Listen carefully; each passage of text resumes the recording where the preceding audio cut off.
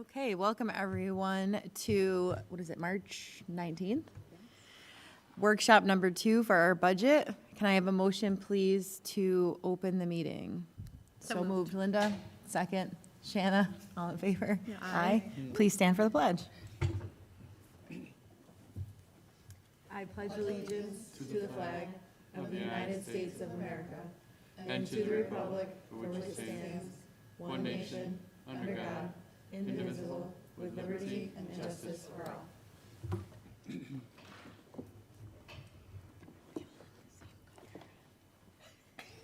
Oh, yeah. All right, Mr. Freeman, take it away. All right, welcome to Budget Workshop number 2. Excited to be here. All right, we could hop right in with our agenda. I was going to give you guys a little state budget update based on the one house budgets, kind of focus in on that. Then we have a little state aid learning, take you through a calculation, if you haven't noticed the calculator's in front of you. And then really break down the instructional budget tonight of what we're proposing for next year. So a couple things that we saw in the last few days is the one house budgets from the Assembly and Senate recently got passed. And so this is really where the negotiations kind of start and kick off from here. That is with the governor and the heads of the Assembly and Senate. So I've tried to distill down to some of the major education things, and I've highlighted in the bolder black font things that impact us. So I'll just run through some of those right now. You'll notice they're very like. A lot of the proposals are very, very similar between the Assembly and Senate, which is a good thing because they're on the same page with several educational items. And so, even if the governor's not, it's kind of a 2v1. So that might play into our favor this year. But first, there's the look at restoring all the safe, harmless cuts. But for us, the impact is rejecting the proposed adjustment to the foundation aid formula's inflation calculation. So that was the governor moving from a 4.1% calculation down to a 2.4%, and that impact for us has grown to $850,000 based on that first workshop slide I did with you. So that is one of the early things that are, it's nice to see coming out of the one house budgets. Yes. Sorry, on the second item here, you have foundation aid cuts. Are you saying that the Assembly and the Senate are both recommending foundation aid cuts? No, so they're rejecting the calculation the governor had, which was a cut to everybody by changing the inflation factor. They're restoring all the foundation aid cuts that the 367 districts received that were on the Save Harmless, but now we're taken off of it. So those districts saw some dramatic reductions. The Assembly and Senate are proposing to restore those back. And remember, kind of from the last one too, it's restoring it to full formula. That's what, there's a nuance here. And the nuance that certainly the executive office is trying to say is that they're still giving us funds, but again, we have, back in November, we had the runs and the foundation aid formula fully funded. We know that number. And that's the number that everybody around the state was utilizing, which they've done in the last couple of years as well. And again, like Brian explained, she changed the formula. And now she's saying it's not a cut, but it is a cut. And that's how everybody else in the state is actually looking at this as a cut. So thanks, Brad. Yep.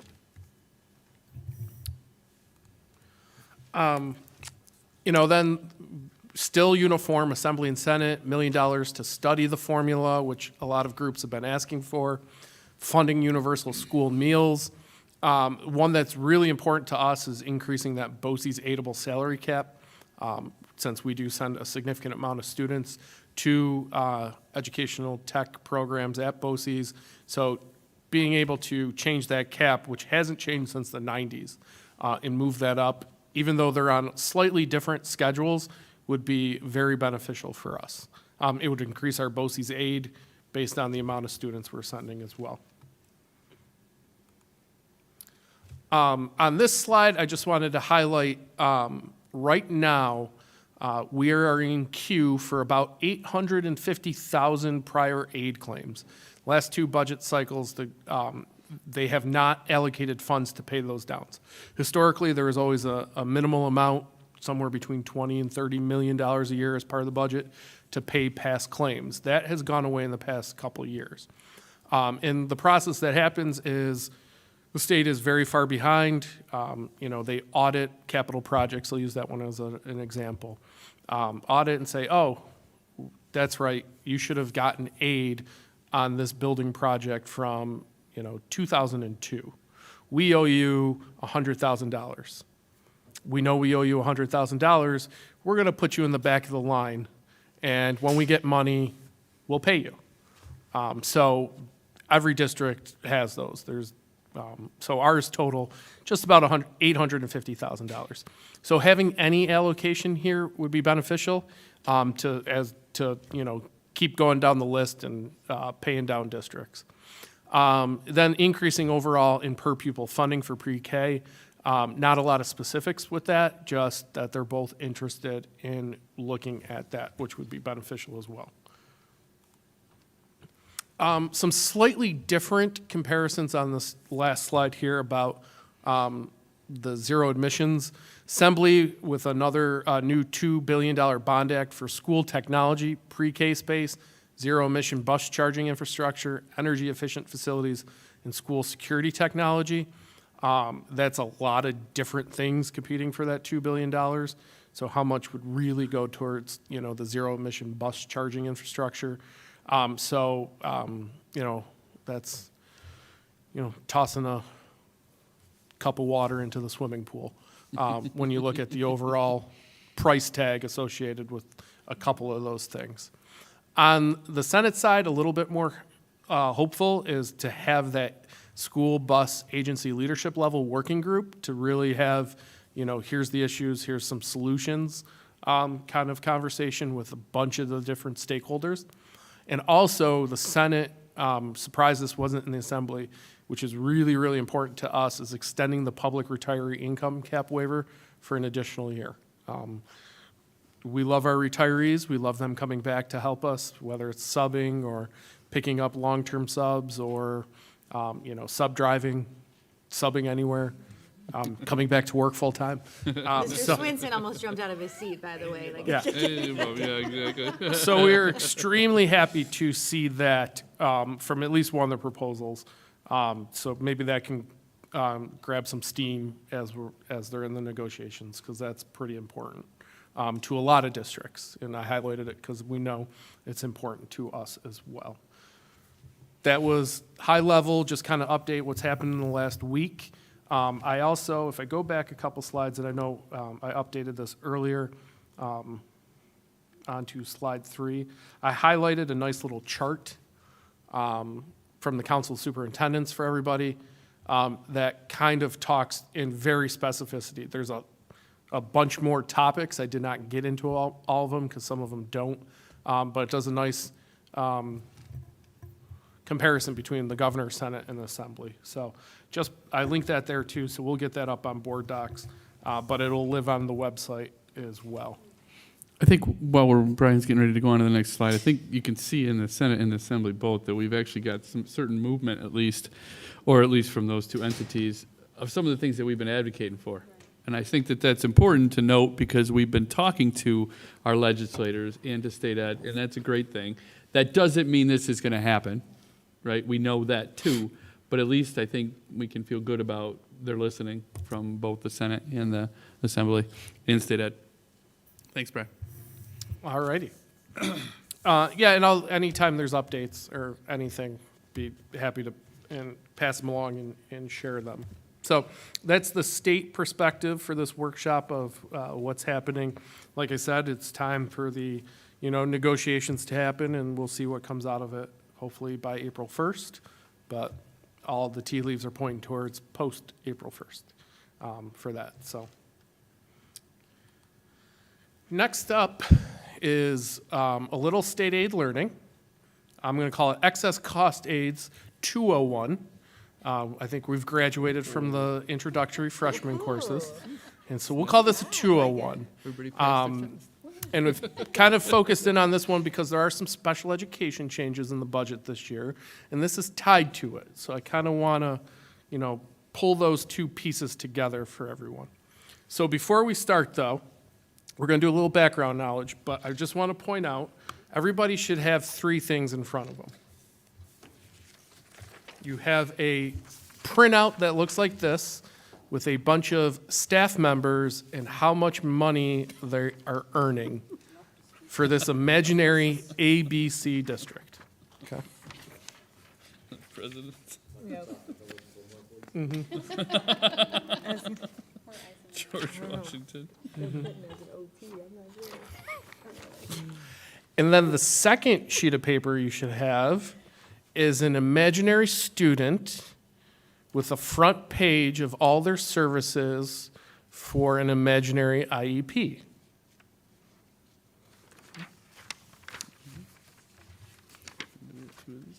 So you should have those two things, and then a calculator, should you feel the need to use one as we go down this little study together. Our study. So a little background on excess cost aids. What are they? And so they are wealth-based state aid formulas based on property and income wealth factors for the district that are very specific. They are driven by expenditure and enrollment. So you have to have a student enrolled in a program, and then the next part is you have to spend the money on the tuition. So it's expenditure driven, your aid is tied to that, and your aid is tied to your enrollment. So those are two parts. This is developed to supplement the attendance weighting for cost of educating students with disabilities that are already factored into the foundation aid formula. So every student with disabilities has a weighting within the foundation aid formula already. So we already get some extra foundation aid for all students with disabilities, any student that's classified. That is baked into the formula. These formulas are, in essence, aid that is over and above what the foundation aid formula is giving us. Okay? And it's a very simple formula. There's no limits, there's no infinity, it's just very simple. Total student cost minus a threshold times your aid ratio equals your excess aid. Okay? That's it. The threshold is the most complicated part, but we're not going to I gave you that today. The threshold is really the state's way of saying this is what your district can afford. We're not going to give you aid until you spend $1 over that threshold. Okay, so that's the formula. And then the other thing that we always say that goes with these formulas is called stack. Let's stack students. And that's the state system. It's called the System for Tracking Aid for Children. It's a very antiquated database that we input all the student data, all the financial data that goes to a specific office at SED for approval. They say yes, ask for clarification, back and forth, certify, a lot of paperwork, a lot of signing off. So there's a lot of back and forth there. And this is the basement for all of our aid payments for qualifying students. Okay? Whatever goes into the system is what determines how much aid we get. And we do this for each student for whom the cost of services is sufficient to qualify for, there's two types of aid, private excess cost aid. So think of Helpern on Bay Road or a Hillside program. That's what they call private excess cost aid, or public high cost aid, which could be a BOCES program, or some students we look in district might meet the threshold. So when I talk about those numbers, what are Webster's numbers? So like on the public side, we have to get to $47,209 before the state kicks in aid. And then every dollar after that, we get 56% in aid. Okay? Does that make sense? Questions? We understand it, but it doesn't make sense in reality. And then on the private side, the threshold's lower and the rate's higher. So we have to get to 16,464 before the state will start aiding us at a ratio of 87%. So every dollar over that threshold, we get 87% back. What is the difference between the public, why is the public so high versus the private? I would have thought it would have been the opposite. You would think, but it's not. It's all the way the wealth factors go into what drives the formula. Maybe we're getting to 401 here. On the private side, the private side formula is based on our tax levy, our assessed value, and a little bit on operating expense. The public is more based on income wealth. So it calculates and spits off something completely different both times. Okay.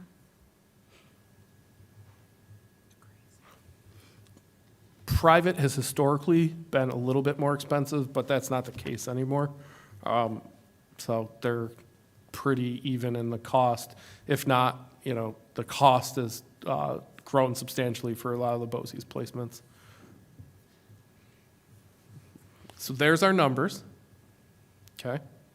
So let's stack a student, give you guys some time, I'll take you through it, but we'll start with this. Let's stack this student that I gave you the information for.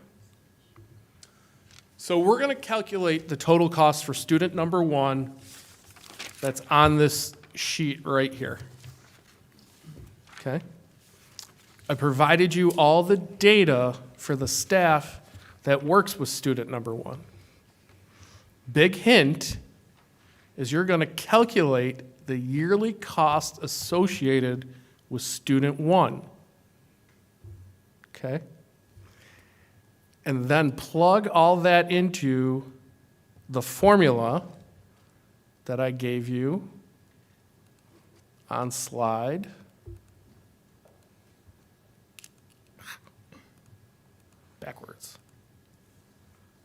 8. There's your formula. On slide 8, we're going to figure out that total student cost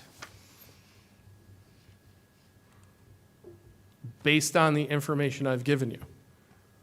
There is maybe one trick in there when you look at what the student is receiving. To see how much does this student cost for 1 year, 40 weeks, and then to figure out how much aid we get for the student. Remember, there's a threshold. I gave you those numbers too. Let's see what we could do. So in the Mrs. Teacher's class, are there 5 students? There are 5 students.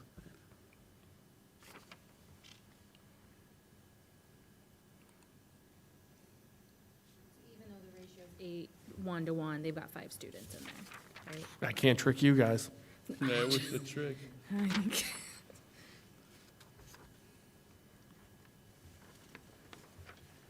That's the first one. Got the first one. Are you allowed to break it down by how many kids are actually in the classroom? You are, But we just want that one kid. right?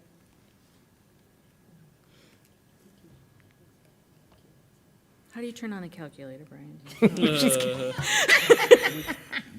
matter which teacher. Got it. But this is in essence what we do. We turn over data. We have a service through BOCES that assists us for 891 students. Not all students qualify with the threshold, but we still go through the exercise for every student that's classified, just to make sure. But like, this kid's not getting a whole speech teacher, so how do I know how much of the speech teacher's salary is really going to each kid? Do you have to break it down that far? So that's another good question. You use a blended rate. So if you look on the speech therapist, their hourly rate is $82.96. Their half-hour rate is $41.48. Because they could have different speech teachers. Right. That's where my scheduling brain went. Mm-hmm. And it encompasses everything for that employee, so all of their medical. Correct. Because you gotta include. You find the kitchen sink for all the employees that are associated with these students.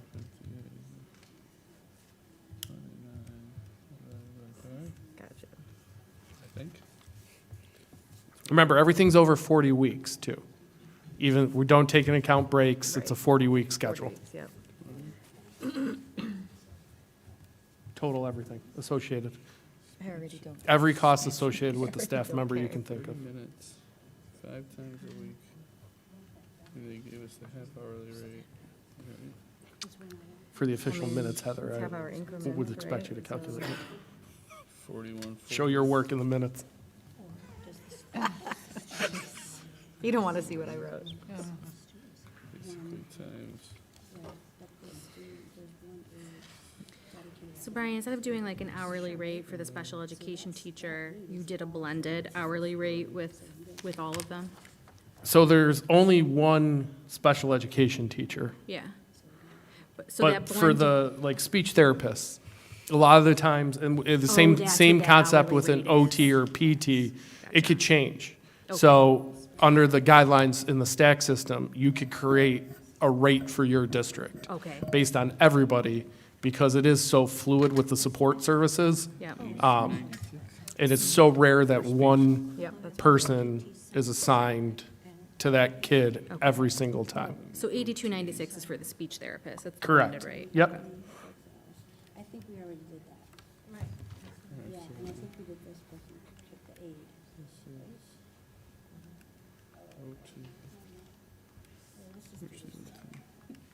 So the speech therapist. Why are you punishing us? Awesome. We don't know who the speech therapist is. But I'm sorry you're not finding it as enjoyable as I am. if I had Excel, this would be much easier than a calculator. I know. You do. You could bring Excel up. Could cheat. Because if you're gonna do, I would do an average of these. I know. 37, 17, But those are the presidents. That's just a joke. 7. Brian, there's one special ed teacher to the class the entire year, right? They don't Yep. manage other classes. Correct. They should make him pay. Yeah, right. You broke. But he's doing this so seriously. This is where I got in trouble. We hear you, Carol. I said, I'm to the point where I don't even care, just tell me the answer. We're working in I teams. mean, I'm We're trusting you. yeah, we're on a team. in teams. This is the half hourly rate. So, Yeah, Uh-huh. Times 3 times a week, Yeah. times 4. times 40. It's a one-on-one Same aid. thing, this is for, Mhm. this was OT, this But what's is the teaching assistant? because we don't know which one is And which. this is, Brian, is it 40 hours a week? Is it? No, it's 40 weeks. 40 Okay. weeks. So you don't have like set hours, like. Well, it's right business. here. Well, no, he said 45 that's times the way we 40. have to do the formula. We do it regardless. based on, We still 40 have to do weeks 40 for weeks. 10 months. Because we get billed from September 1 to June 30th for all these places. Let's get the thing. 40 weeks at 40 hours a week? No, the hours we've said when we've done the, I buried that into the formula. That's a 7-hour day for the, calculating for the speech and the occupational therapist. You know, the last one I have is the aid. but we Where don't- the hell's the aid? Well, he put Okay, so the aid is 41, here. 48, because he used a 28,000. blended rate per hour. 3, Oh, it's right here, duh, okay. Half hour. Oh, I see It's it. already calculated for us, I didn't have to do that, okay. So, 56, so 41, 48 so 40. for 30 minutes, Okay, so here's what I got, and then it's just, 5 times a week, for 40 weeks. 41,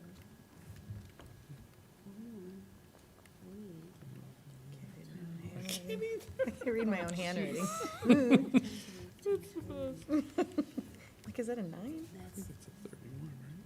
for the speech therapist, No, it's no, no, I gotta do it over. 83, 101, 82.96. 158, Okay, for the occupational therapist. It's the same. 2 to 1. So you have to further, so that's 2 students each time. So you gotta further split this in half. So you copy this one. Pressure's on, Andy. So we should wait 3098 for a half hour, and then you divide all that by two students to give you 1, I think. 3098. Okay, and then we got 1-to-1, and that is 28.99. I don't know what I'm adding up now. I got a bunch of numbers, I don't know. There's a lot of, Oh, I see. I mean, one of the takeaways that there's a lot of mining of information off of an IEP to be able to calculate this. Does that Yeah. include the teacher? So Brian, kids are in school for 40 weeks? Yes, for how we do this, because it's all based on a 40-week year, Okay. regardless of snow days or how many vacations or holidays. It's a 40-week cycle. Okay. It says it has an assistant, but. Do you need to use the assistant and get the assistant too? The assistant's assigned to the classroom. Yeah, exactly. Okay, so that's just not one of the, okay. Exactly. We want to throw the kitchen sink in here to get that as high, that amount as high as possible. Even though there's 5 students, the ratio's 8 to 1 to 1, Mhm. but there's only 5. There's only 5. Currently, Yeah. yeah. So you really divide. Yeah, by 5 instead of Mhm. 8. Okay, so let me do that again. So now I'm up 54,000. So that's the cost. And then, So that's well over that. right, so now you take that and you minus, oh, wait. How do we choose if it's private or public? Oh, I think they're not doing. Indian district, so it's private, I mean public, Yeah, which is, what is that number? it was 47 something. We gotta go back to this. 47,208. Cause it's public. 54, 185. I rounded up a little bit. Yep, so that- Yeah, yeah. Then we times- At least we got the same numbers. I don't know if they're right. Okay, I think I have a number. But then you have to plug it into that ratio, right? Yes, and Yeah. now we gotta use All right, the let me go public, back and do these formulas. we get the excess, we'll get the 8 on the excess. 41 But do we get the straight 8 on everything up to that point? divided by Nothing. Nothing, teacher. the threshold, we have to go, everything over is what we get 8 on for the threshold. So But we had originally got 8 on them as just as a student in the district. right, so student in theoretical, student 1 is in the foundation aid formula as a 1.14 instead of a 1. Correct. That, that's good to know, And then 1.14. this person, that's, did you get that? So that person is 30. We'll torture you guys for 5 more minutes, and then we could show you the calculation. just 2. But divided by 2? 2 because it's a 2 Two is to good 1 for How about 2.5? We'll split the difference. 2.5? Let's see. So I got 3098. I feel as if I've been here before. Oh, 3 days a week. You know, whatever that, oh, I'm not. Is that my fair number? She's the kid who quit an gonna- hour ago, so let everybody else do it, and be like, yeah, sure. I think is the way to do it. You And got then that's the aid. And then, so that turned 75. You just took the students, this is if you, Yeah, you got it right here. this here, there's 5 kids in the classroom. Yeah, right here. Right, You get that, 20,000, we right? got that. Mrs. Land, are you getting the, I think you're on to the second trick. 41, 48. So add on all those numbers. 5 times the 30 minutes, Yeah. but then you have to multiply by 40. To get 40 is to 7.5. get the speeches rate, Okay. right? And then the next one was OT. So OT now comes into this, and it's that rate, 1398, times 3 times a week, Okay. times 40 weeks. Oh, wait, how how much, okay. And then the same thing is true to the PT. PT rates down Look at Dave, all on his own, working hard. I love it. No help from the other side. half hours, right? Times 40 weeks. Take that. This is the key that we just discussed. Yeah. But there is an assistant. And then this number divided by 5, which is this one here. For one This is the student. answer, what we think is 54,000. So, above. Above it, and so we'll be, what was it, 46,000? So between, take this number, Total student cost minus the threshold times the aid So ratios. that's like how much time a week they're spending, so 6 hours a week. This is what, I'm gonna double check that. I have a feeling, so Brian, Thresholds are right there.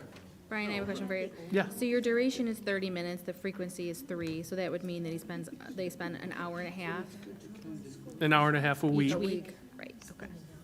But your top one says 6 hours, 5, oh yeah, so that's the full week. Full day is 6 Yeah. hours for them, okay. what I like about it is it brings down all the.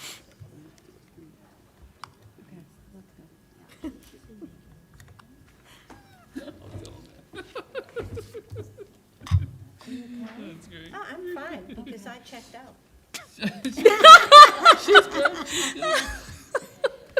Quick tutoring, good. I'm being true, I know, to me. but you're I get it. sitting next to the math guru, so. I know, and he explained it. Between the two, I get it. But Right, why and would you- I put myself there? And I just spent 3 hours because somebody hijacked one of our accounts today. Oh. And I spent 3 or more hours on that. Sam believed that it would go away.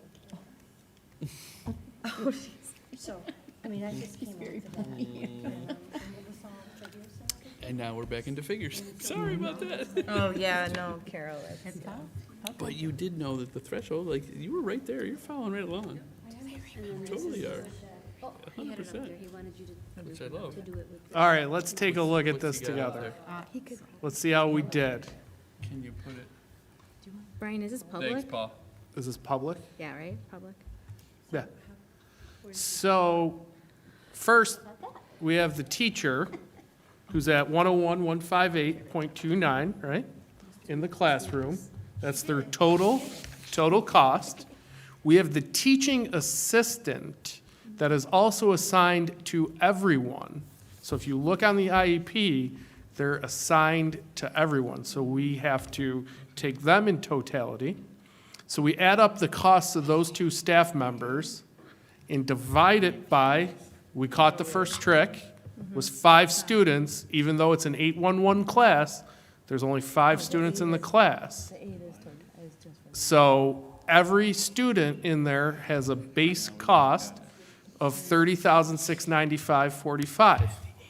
Now, we were looking at student 1. Student 1 had an aide, okay? Their own one-to-one aide, so we're going to add that, okay? So now let's look at speech. Speech on the Oh, IEP. it got me with the teaching assistant. So speech on the IEP, it's a 1-to-1 ratio, 5 times a week for 30 minutes. So it's 1-to-1, 5 times a week. So all I did was multiply them all together for 40 weeks. So the speech cost associated with this student is $8,296. Now here's where I got you. Gotcha. On the OT. So this OT 2 to I got 1. the is a OT. 2-to-1. Oh, I got that one. It's a 2-to-1 ratio. So we have to split those costs between 2 kids. My husband treated me very well. Okay? Both of the, I got, yeah. So I it's really divided. screwed up the So teacher. mathematically, you could divide it at the end or cut the hourly rate in half. 28? And then Yeah, the I was totally wrong PT on associated for the year for the student 1-to-1. is very similar to the speech. So it's the whole. We take the costs, the blended costs of the physical therapists, and apply that rate. So this student has a total cost, based on our calculation, $75,034. Now, how much aid do we get? So that's where we come over here to figure out, okay, on the public side, our aid ratio is 0.561, but we have to get $1 above the 47,208. So to calculate it, we have to subtract the 47,208 from the total cost of the student. What's left over gets multiplied by the aid ratio. That's our formula. The hard part is calculating how much the student costs, especially when it's an in-house program versus BOCES is easy. Comes right off the BOCES bill.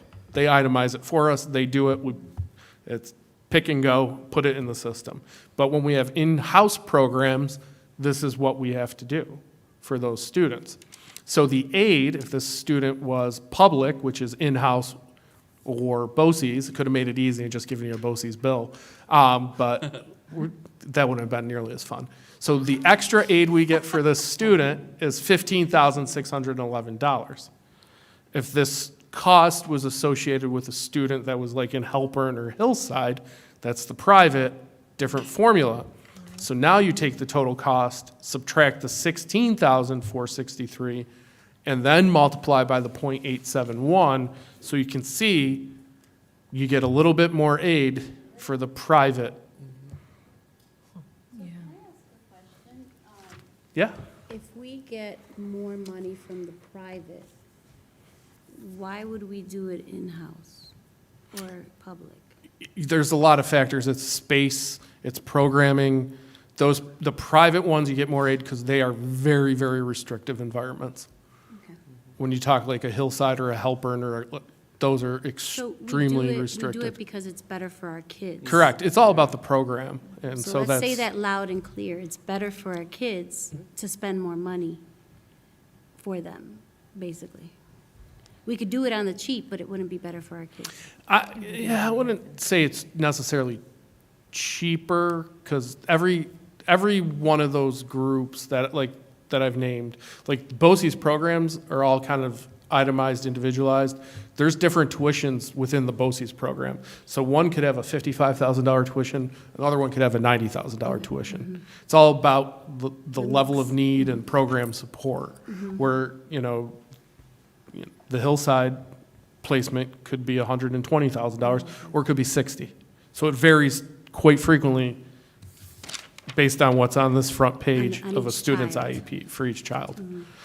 The calculation is different because that's the way the state has decided it to go.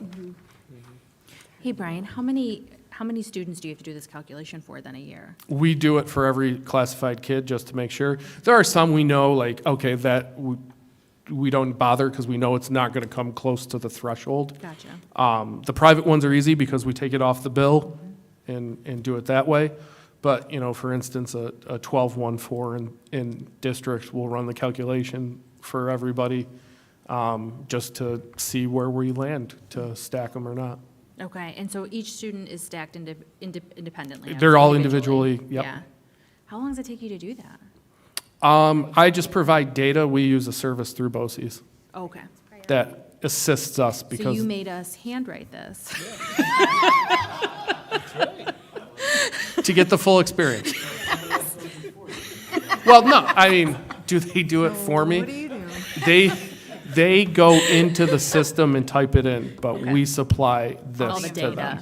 all the data. this sheet. But Correct. there's a program that does the calculation. No.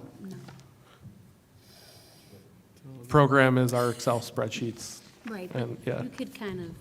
yeah. It is. Yes, really- we, Programming, Yeah. there's some programming skills perhaps used. yeah. You've created formulas that. Correct, that have made my job more efficient in doing those calculations. That's what we like to hear. Mm-hmm. It was really interesting, though, to do that individually and see all of the factors that go into. Yep. And there you go. That's the purpose of having him do what he did tonight. That's exactly right. Thanks. Yeah. Well, and to see how much it really Yeah. costs Yeah. per child, Yeah. how much, You could have just told me that. I would have believed you. She would have taken your word for it. Going back to, isn't it? I Don't, know, I It's the appreciate- I process. appreciate this. I'm just teasing a little. I'm trying to, A little. I mean, I feel like I'm just trying to add a little flavor to the, Yeah. And to I've the enjoyed financial it. The presentations. education side of Yeah. it. Yeah. I love it. We should know this. Did anybody get close? She It's got like, it. what's close? What do you call? I just want to say that Maria Like got the it individual exactly. ones, but not that I had screwed a up that little- teacher in aid, yeah. It should have been the easiest one. It was teamwork. I appreciate the exercise. Thank We you. did. It'll be a tough one to top when we, Then the, whatever we do next time. yeah. Yeah, I think that should be the top. Now, the, Well, now we've graduated 301 Oh, no. budgeting. yeah. Did I? Yes, you did. So this is very interesting. Is that like the 75,000 number? It's huge. Is that an average or? No, the average is actually higher. The largest one we've ever had is over $250,000. That's crazy. You know, it's interesting, because I do feel like Webster, we do a good, I think we do a good job Yeah. with special, as far as making sure that we have services in place, you Yeah. know? And you can see that in Yeah. all of the different services that are provided. I know it's not perfect, I'm not saying that, but you definitely see. How do we compare in terms of those costs with other districts? So any district that's sending the students, it's, you know, they pay the same tuitions we do based on the program, but every kid, you know, some kids have some of these extra services, some don't. Some will have counseling added, you know, you could see a lot more related services, or some that have no related services and are just paying tuition for the program. So it does vary greatly. I mean, in terms of our spending on special education versus other school districts. I haven't looked at the numbers based on the last state spits out every fall. I have not looked to see where we're at, but generally we're, you know, around the same percentage of total expenditures in comparison to other districts, but That would be interesting, yeah. Mm-hmm. Do those expenditures include like out-of-region placements, like hospitals and things of that nature? yeah, anything or- that would get captured in a special education budget line that we report to the state is how we report to the state, and then they turn that around and send it out on the financial report card.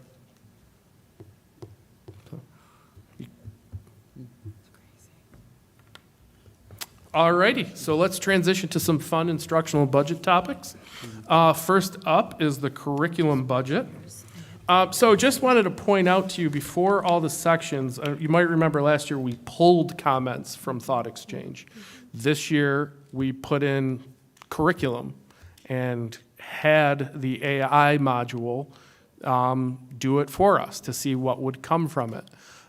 So you're going to see a lot of this. I don't want to, bore you by reading it. I think I've done that enough already.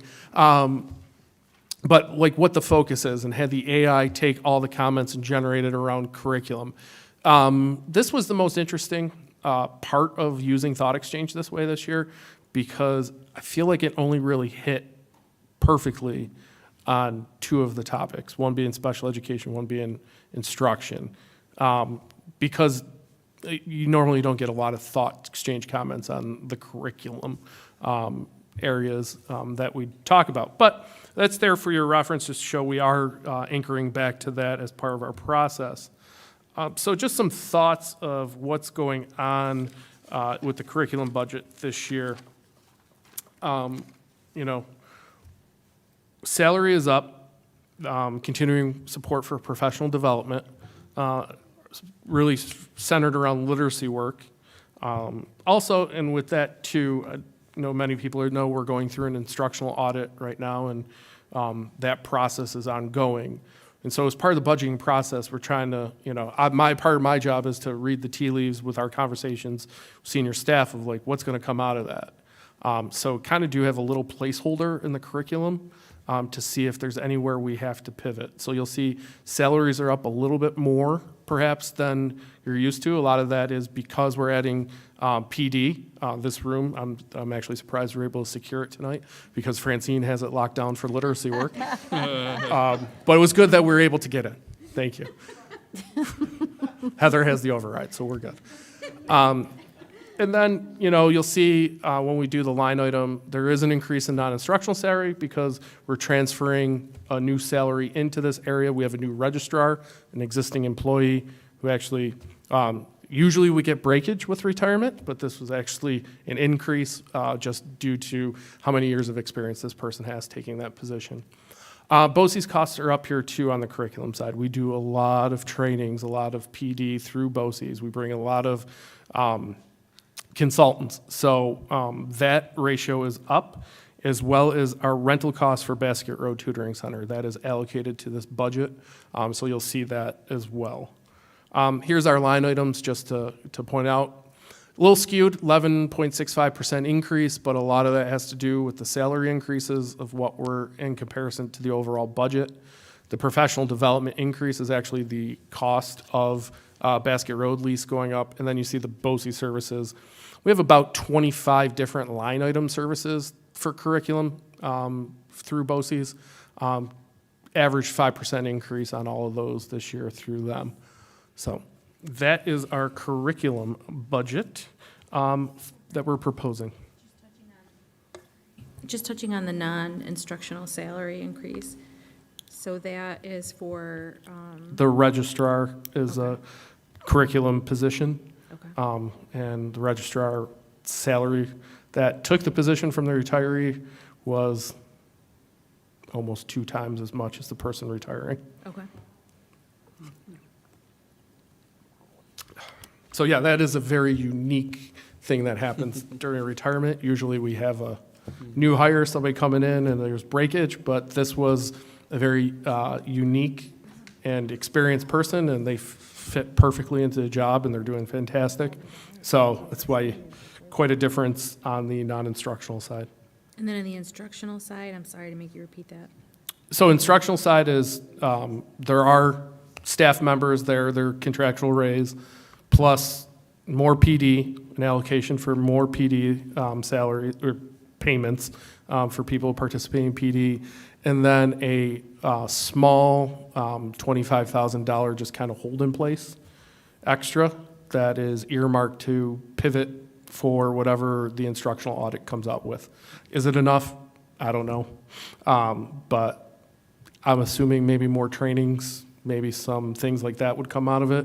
That seems to be going right for sending, you send an administrative team somewhere over the summer.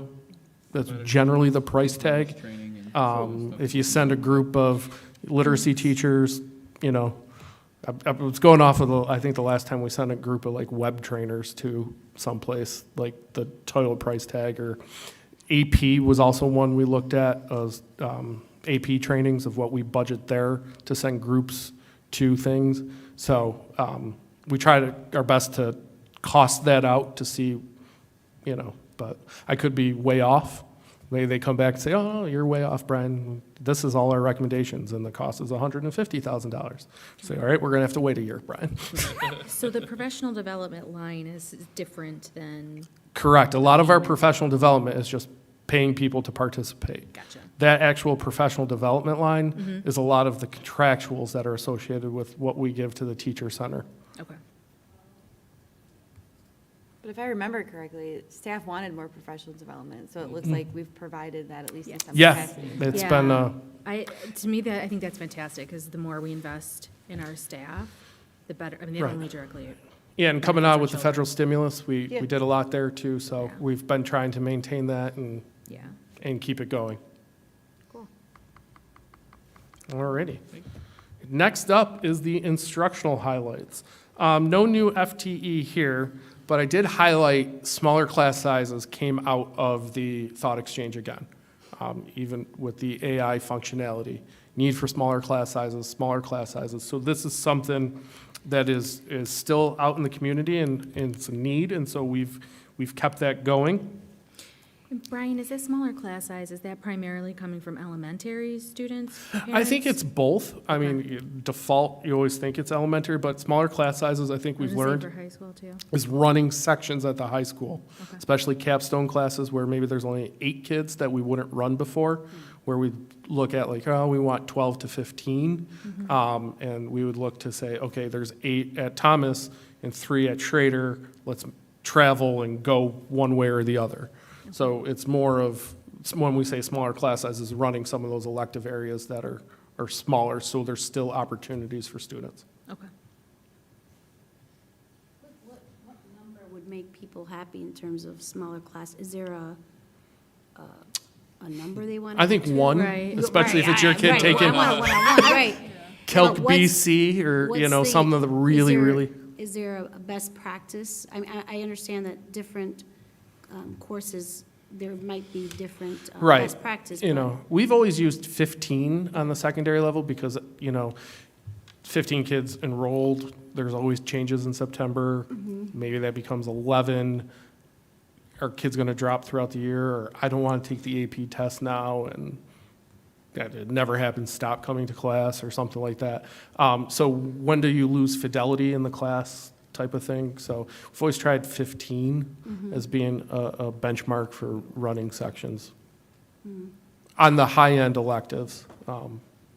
To try to get to that before we offer. Right. Before we offer, because the kids choose, Right, right. and sometimes we might not have Right, enough, 15 kids. right. But in the other ones, I would say we're hovering closer to 21, 22 in a lot of our secondary, like, core classes or other classes where you might have 150 kids that actually, either need that or have asked for that course, and then we'll take and use a benchmark number near closer to 21, 22, as far as the number of kids per section, 23, 24. It does go up a little bit depending upon the class. It depends on the certifications. It could depend upon how many physics sections can we actually offer, because this is how many physics teachers that we actually have, Yeah, right. things like that. So there's a lot of nuance in there.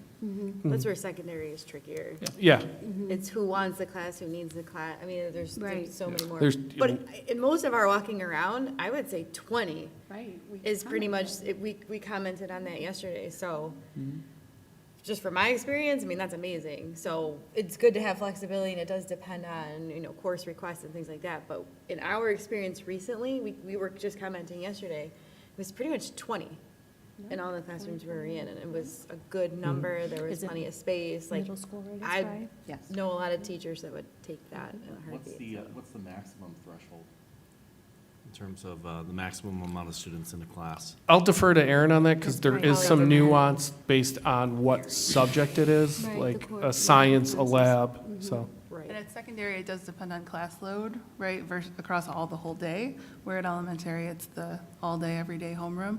So it is a gradual number at elementary. We start at 20 at kindergarten. Contractually, in fifth grade, we can go to 26. We typically don't go to 26 Yeah. because we've gotten this feedback that that's a priority for the community, so we've tried to lower that number.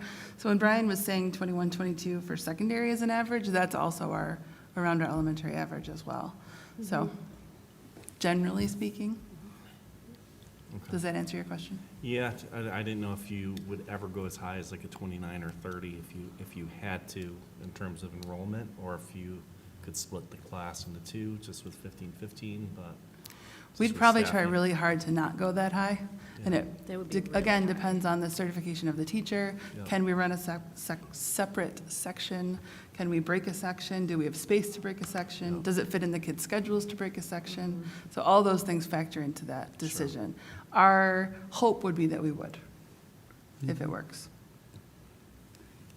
Is it different for like English and social studies?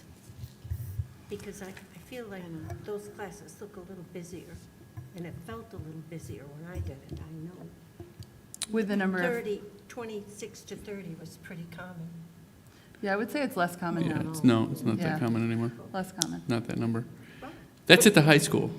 I'm going to go back to Charlie just for a second, because at the middle school, it really is, it's enrollment dependent. So we're on a house schedule, and we're on a team situation. So what we do is, if you think about it this way, I'll just try to use some round numbers. If there's 330 kids in a grade level, let's say here at Spry or at Willink, and you break that down and you cut that by 3, 110 per house. And then if you say, okay, there's 5 spokes to the wheel, meaning there's 5 sections for the English teacher, social studies teacher, the math teacher, the science teacher, and the literacy or technology teacher, that's going to be right around 22. That'll give you that number. Now, you might have in math class, it might be, you're running 2 sections of, accelerated 7 math and 3 sections of there, so it could go a little higher in one or the other with math and science in that regard. But that's why an English class or a social studies class is going to be pretty close to that average number. And we're not anticipating any spikes in enrollment over the next few years. We've been pretty flat. We've been watching that number, and it's Yeah. really pretty close to that, 110 per team. In both schools, we're kind of watching it. It might dip a little above or a little below, but if we got room for that to go up and, above or below. Yeah. Back in the days when I remember when I started and Dave was the principal here at Spry, there were a couple years that we tipped 390 in a grade level. And that's when it does become problematic, and it gets to be very challenging. That's not what either building was necessarily built for. So we're built for what we're doing right now, and we're hoping that we just keep going along in that way. So, Greg, thanks for asking the question, though. It's good. Without getting into the weeds, the bottom line is we've been working on it for years because it's been coming up and Mhm. we're still Yeah. making progress. We Awesome. are, yep. And I'll highlight a couple of things too as part of this instructional budget. Building budgets, I just wanted to point out, for 24, 25, every building is getting an allocation that has remained flat, 180 for elementary, 190 for middle, 230 for high school. There are additional multipliers if there's ENL students, free and reduced rates, if there's housing special classes. So there's an opportunity for each building to drive more for their building funds. And then the buildings allocate their funds to any areas they want, their cultural arts enrichment, equipment, supplies, textbooks. So you do see some variation when we look at the line item, and a lot of that is based on what is the principal's discretion for that year. Maybe they don't do cafeteria tables this year, so their equipment line goes down and their supply line goes up. So there's some variation there. Our enrollment has stayed relatively stable, so there is just a small increase across all the buildings of about $2,000 that has been added because we have seen some fluctuations. I appreciate you putting that slide in there, Brian. I think that people, that's a question I get is how money is allocated, given how it's budgeted per building. Yep, and we give a lot of discretion to the individual buildings too. We have a very distributive process.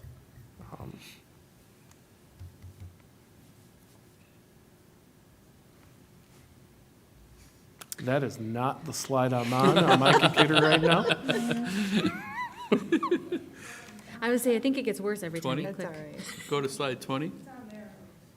No, it's, I'm frozen on this computer too. Oh, Oh, not anymore. For somehow it went backwards.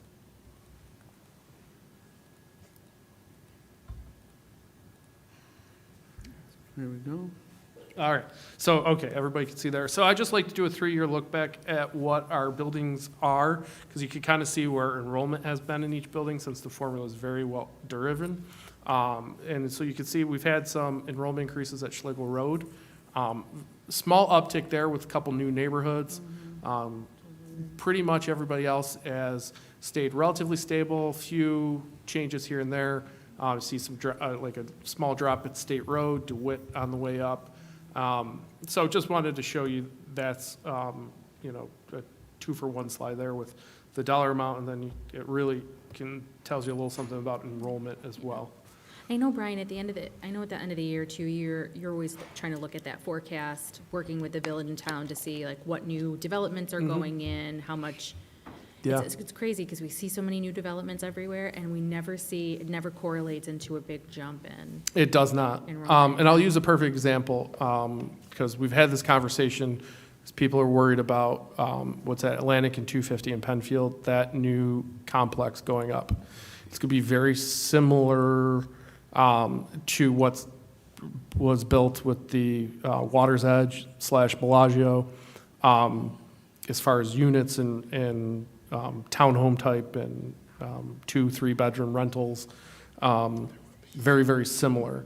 There really was now that that's all built out, no impact on enrollment whatsoever.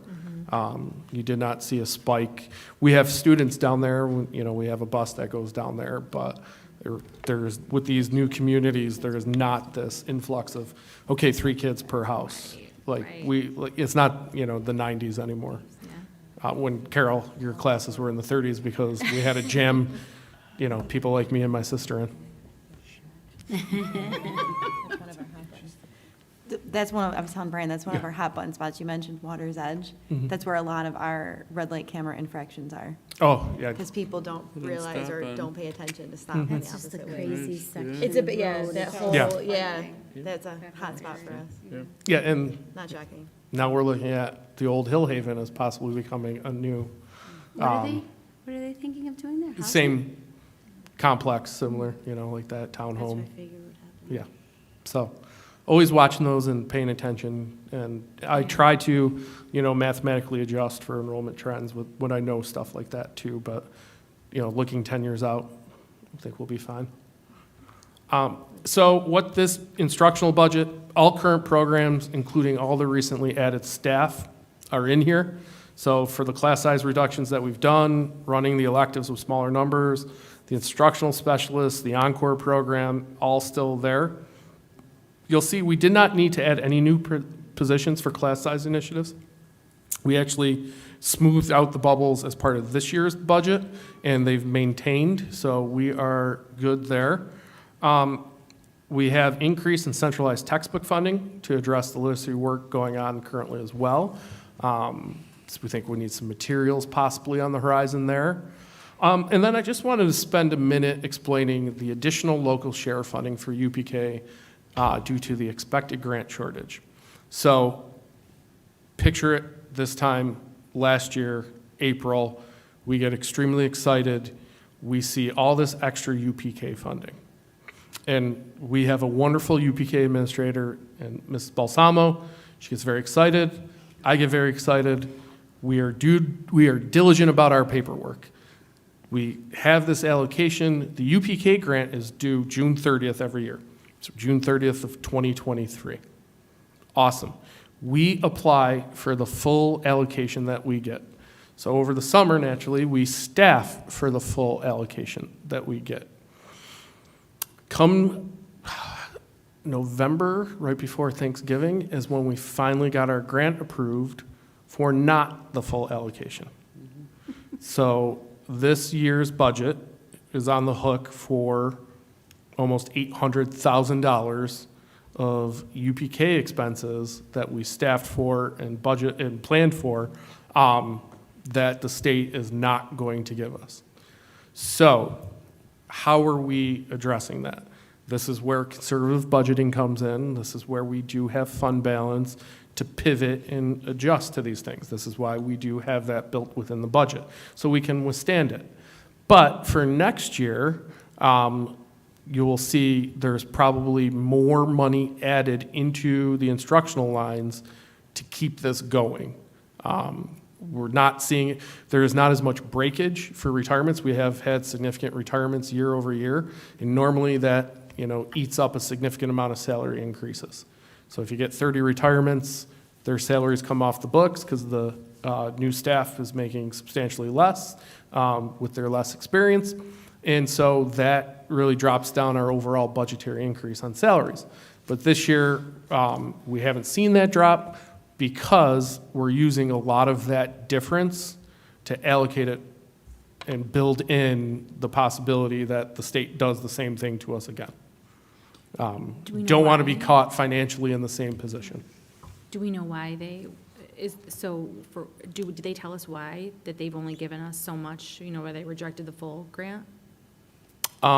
They said it was an allocation and finally got it approved on the 5th time I submitted it. And that it was based on how many students we had enrolled and not the program we designed.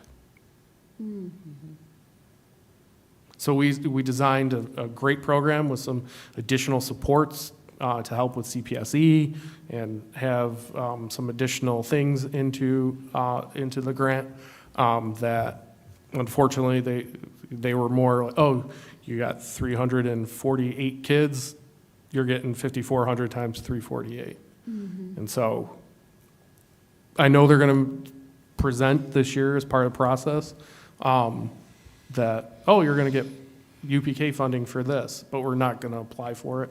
But we'll have the funding in the general fund budget to be able to maintain what we've created. So I just wanted to make sure I pointed that out. So it's 800K short? Yeah, we're getting about 1.5 of the 2.4 and change. I'm just rounding right now. Yeah. So yeah, we had to manipulate that grant. I think I'd have Brian sign it about 4 times and resubmit. Because they just made us keep moving parts, and it's like, how about now? Right. How about now? Do we worry that the grant is gonna be done and not, like, is there like an end date for this grant or? No, I don't think I don't so. I mean, think- yeah. we're thinking if we're, again, the president spoke about it in his State of the State, so. Right. And I think that we've also heard the governor in our state say that UPK is incredibly important. Okay, okay, And I think that they want to tout that, which is great. We want this too. right, It's just about how much, right, right? So I don't think it'll go away. okay. Right. It's just going to be us continuing to probably try and manage that $5,400 per student allocation that we're grandfathered into. And it would be nice if we could come up to either the Assembly or the House of 67 or 7,000 minimum is what they're proposing right now, but. Yeah, I think if we were guilty of anything as being too quick out of the gate, but it's due June 30th. Right. I And, was gonna say, and if they're not gonna tell you till. and they're not the end going of to tell, November, yeah. right? And we didn't Can't get start pre-K in anything, December. no, unsubmit, resubmit until finally November. At that point, we can't pivot and do Can't anything. backtrack, yeah. Say, okay, we're going to just, we're going to take away the teaching assistants. We're going to take away the speech support. We're going to take away, the specials area overages that we had going to them. And that just wasn't practical. My job is, the financial stewardship. So I got to now, as part of the budget, Find it. plan for that into the future. And you'll see a little something later when we talk special education, kind of having the same mindset there as well, with some potential changes. So this is what we're projecting for elementary class size, because, to get to that small class size, we always think elementary. So this is where we're at right now for a class average, district-wide, with the FTEs that we have. So, And this is what, would you say, a 5-year kind of phase-in process? I mean, more intensely the last 3 years, I would say 4 years, but it was something that's been on our minds now for several years, and we've Sure. been gradually yeah, working towards this. I think at least the last 3 budget cycles, Right. we've hammered this one home. Yep.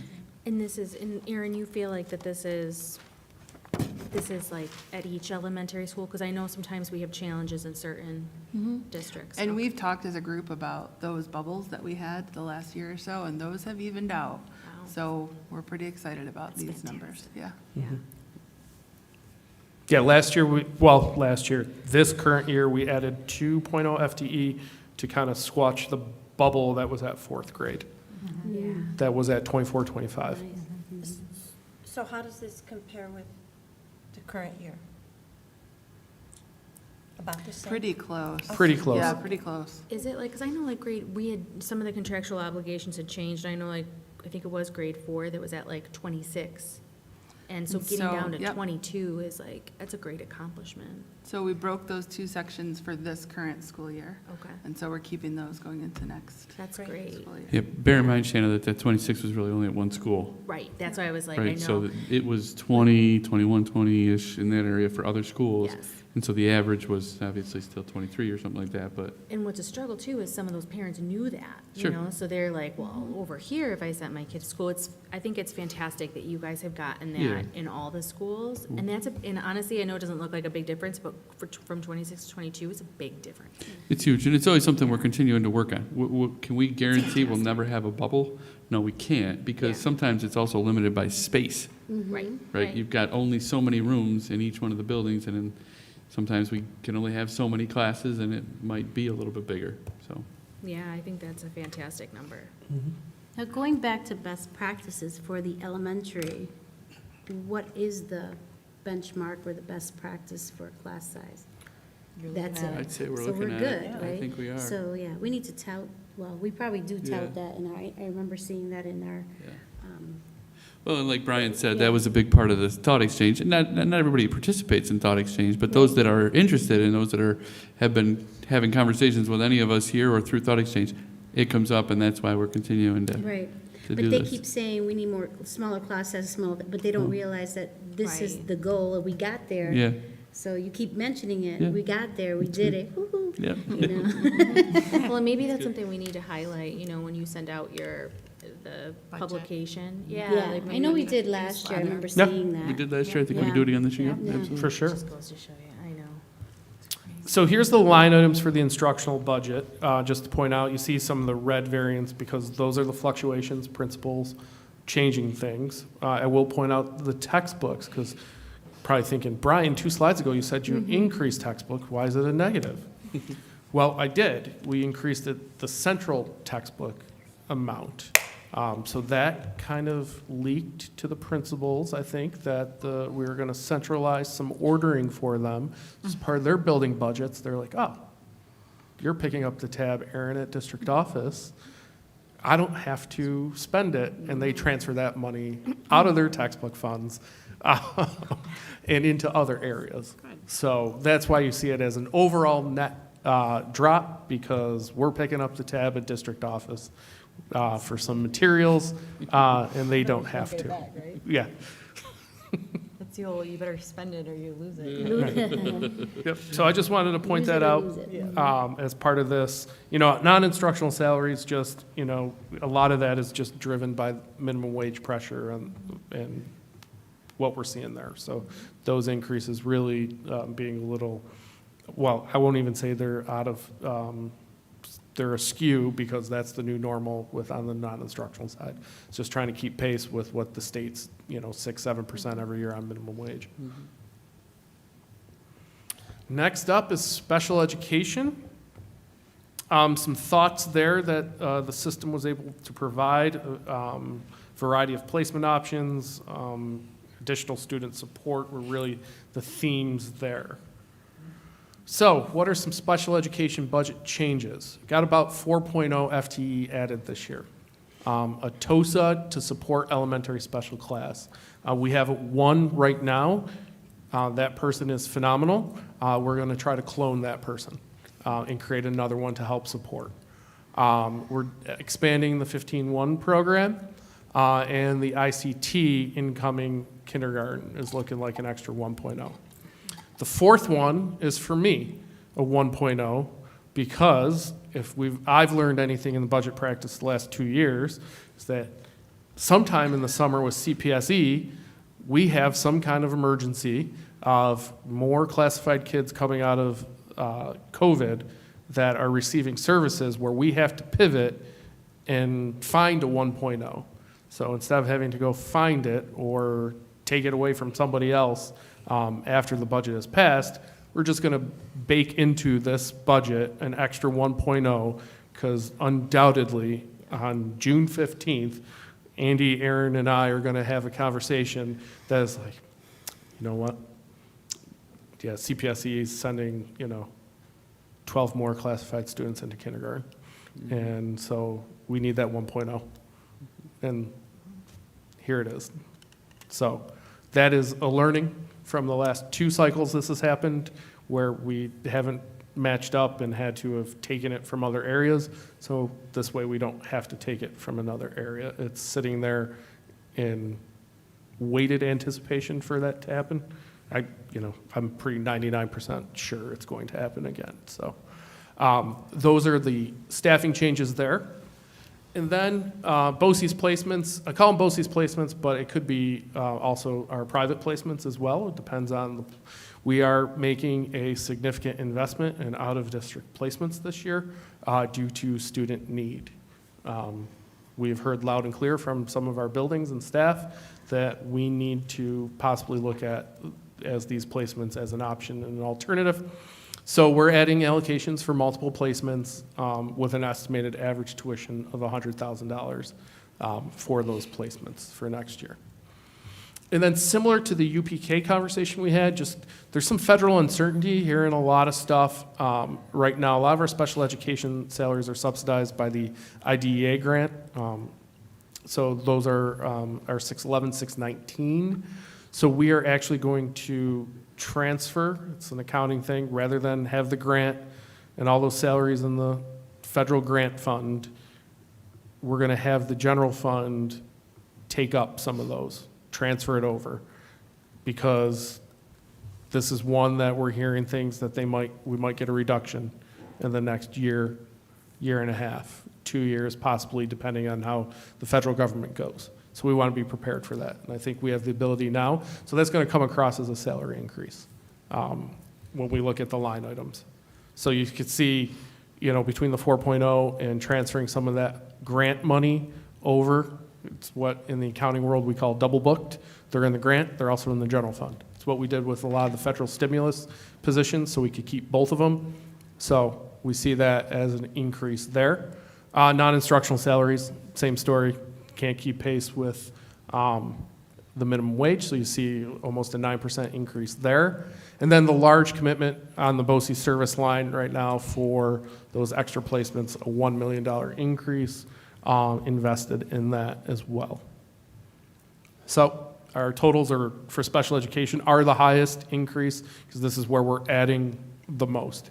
We're not adding in a lot of places as part of this budget between Workshop 1 and Workshop 2, but we're making a significant investment here because there's a need for it. All right, questions? Perfect. Technology, next up. The thought is just high quality technology access. So pretty straightforward comments there from Thought Exchange. Increase in salaries based on contractual obligations. BOCES expenditures are up. Software, Ed Law 2D impact. The lawyers are making out on this. Anybody that wants to do New York State business has to go through several hoops. And it's a cost, and it's just, they have the cost, they turn around and give it to the customer. So we're seeing our software costs go up. Network and fiber is always increasing. We're always looking to continue to upgrade our cabling and wireless, so chunk of that. Our state aid equipment software lines are unchanged. That's a dollar for dollar expenditure, so we get that aid back in the budget. And I just want to point out, we do have over 75 different BOCES technology services that we purchase and get support from the Regional Information Center at Monroe 1 to help us with all that. So it does drive a lot of state aid for us as well on the BOCES side. So overall, about 4% increase. Salaries see trending lower due to some turnover. And then, a 5% across the board for the BOCES services. Most of that is on the software side. Any kind of instructional software, operational software, not as bad, but the instructional software platforms are significant year-over-year increases. Some of that cybersecurity software is up too, like increased purchases of that. Not nearly as much as a lot of the the instructional software, because it's really the instructional software that is having to adapt to the Ed Law 2D changes. Okay.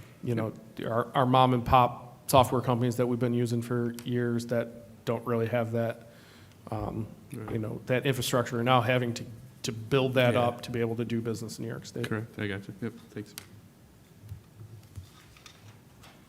All righty. Library budget for next year, the database and actually software project for here are at a slower pace than last year. Some changes to the library supply and equipment lines as determined by principals, you'll see that. They always have discretion to adjust the funding with the budget transfers throughout the year. As a whole, we spend 3 times the amount of aid we get from the state for library books and materials. You see salary increases are actually down because we have had some retirements from our librarians in the district. Overall, this budget's down about a 0.5%, very small because of the limited staff that are in here. And you can see that breakage brings salaries down for next year projected. And then BOCES services staying flat. And then some small changes based on those building budgets that the principals have for where library supplies and materials are going. Student services budget. So what is student services? This is our occupational education programs, summer school, guidance, attendance, nursing, psychologists, and social workers. Thought Exchange, this was, other than class size, probably the most commented on mental health and social emotional learning. So we had 3 versions of the AI, pulling those comments all together, about community feedback, about the need for the mental health supports. So some budget changes. Our occupational education, we're going to maintain the current funding levels for placements. CTE costs are one of BOCES' higher rate increases. You'll see that, the tuition for all the CTE programs. BOCES is trying to, look at their salaries to attract more staff, to open up more programs, more seats for some of the high demand programs. Just as a mental health reminder, no new support this year. We have added 24 positions over the last 3 budget cycles there, just as a reminder. In the one ad in this area, it's loosely tied to special education, but it is a psychologist position. That is a request of a 1.0 for a district-wide psychologist, really to focus on the special classes and testing of those students is a huge need right now for us. It's where we're falling down, so it's a request that came out, and it's an ad that we're going to look to propose for this district-wide position to help alleviate some of those testing concerns at the buildings for our special class programs. So overall, there you see the increases. Those BOCES services, about 4.8%. That is entirely the tuition increases for occupational education. Non-instructional salaries, the increase not really keeping pace because a chunk of this is nurses, and the going rate for a nurse these days in New York State is significantly higher. So, significant investment there in order to attract candidates with turnover there. And then even with the ad here on the instructional salaries, we have had some retirements in the past year. So the breakage is helping offset that 1.0 FTE increase here as well. Athletics and co-curricular for next year, well-rounded clubs, extracurriculars is the theme here from that the AI from Thought Exchange pulled together. Same story as last year, really. Costs for athletics and PE are just uncontrollable. Officials contract up 15% again. The facilities outside our control increased to use them. Where the supply chain increases, again, especially on uniforms, really seeing increases there that are impactful. One addition on the co-curricular side that we're adding this year, we are due. We haven't had new marching band uniforms, I think, in 7 years, or about 7 years. So Mr. Roller put in a request. So we are budgeting for new marching band uniforms for next year because it is due. And then you'll see a BOCES increase that's tied to the esports program. We funnel those increases through the athletics and co-curricular BOCES budget. So you'll see that increase here. So the supplies is the uniforms, the increase there for this year. And then the BOCES services, an extra $10,000 for equipment. We were kind of a little off on the startup of that program. And so, and expanding that a little bit more. So see a $10,000 increase there. So Brian, you're saying that, the $50,000 is for new marching band uniforms totally? Not all the 50,000, some of that supplies is athletics. Okay. The allocation for marching band, I believe, is about 40. Okay. We got on the quote. And then the 10,000 is supplies. It's a combination of extra money for uniforms and other materials for athletics.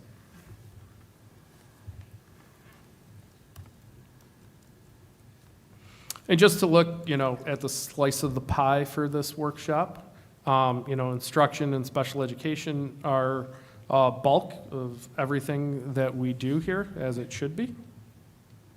And so then just to look at in total, if you add up all these instructional areas and add it to what we presented in workshop 1, Our total is $210,628,070.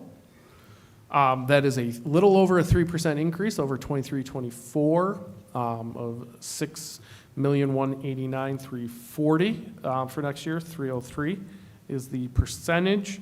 I have this fun slide I was hoping to get done for early county comparisons, but right now the data is incomplete. I was waiting till the last minute and only got about 6 districts information on our shared drive, and it really didn't give a good sampling. It was a lot. There was actually one outlier, and then a couple in the middle. So this is a slide I'm going to carry over to workshop 3 and get that information to everybody to see where we stand.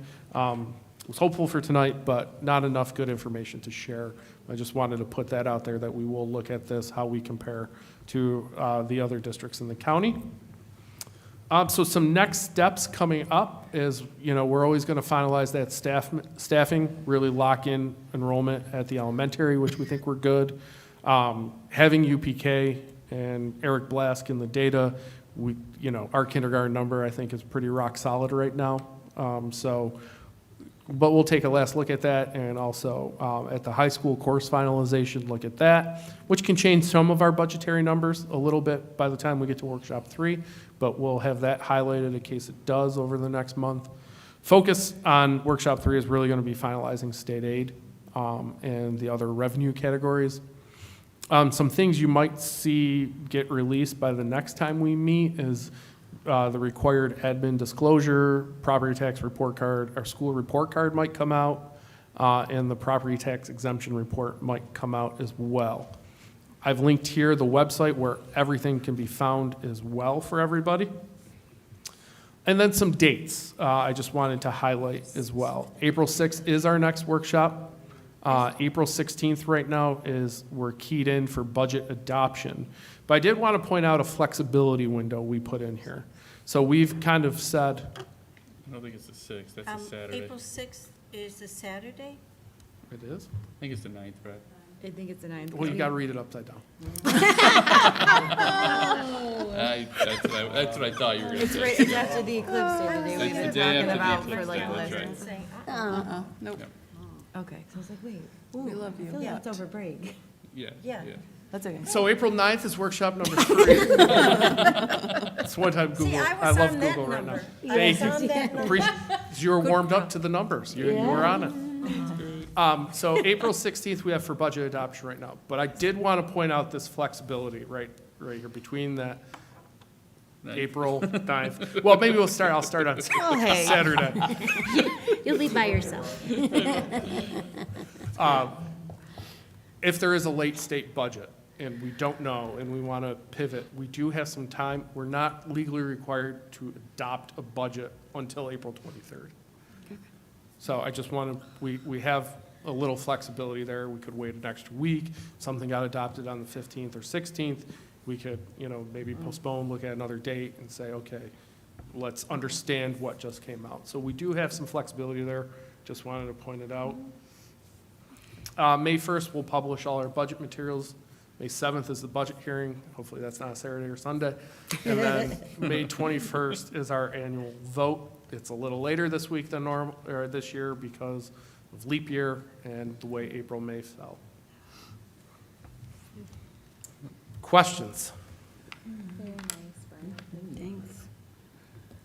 90 minutes, wow, It's pretty good. pretty good. Thank you. All righty. Thank you. Brian. Very helpful. And thanks for showing us your teaching skills there at the Yes. beginning, too. That was fantastic. A lot of wait time. And then Brian, you're gonna be actually meeting with Central PTSA to go over this. Yeah, they're on the calendar. I'm not sure the date on the top of my head. That It's in May. May. Yeah. May. So I just, at the PTSA meetings, I've just been letting parents know May and trying to tell them about the budget in a fun way. 8th. And in April, we're going to Parks and Rec for. Yep. Yep. 9th, okay. Simpatico. I Yeah. got it.